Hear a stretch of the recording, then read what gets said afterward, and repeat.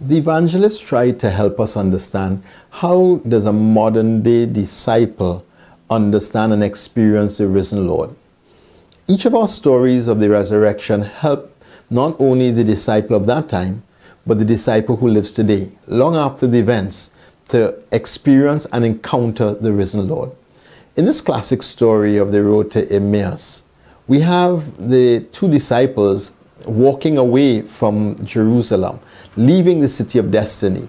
And on their way, the third person comes to them and they said, you know, they're lamenting all these bad things that happened. And he said, well, what things? And they lament even more. And then they reached just to Emmaus. And as they reached there, he presses to move further and they ask him to stay with them. Stay with us this evening. And as they break bread, as the stranger breaks the bread, their eyes are opened and they recognize him in the breaking of the bread.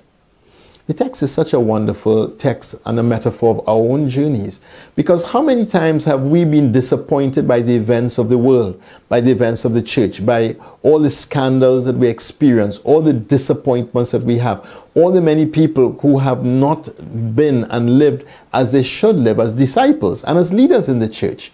And in that sense, the whole church is on the way to Emmaus. We have left the city of destiny, the mission of Jesus in Jerusalem, heading to Emmaus. But it is here that Jesus encounters us.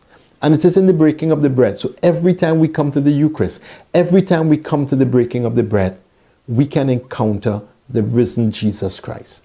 Every single time. The disciples back then had nothing more than what we have. They had no advantage to what we have.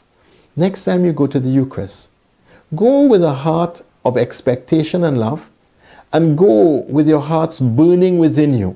Go and invite him to burn your hearts with the resurrection light.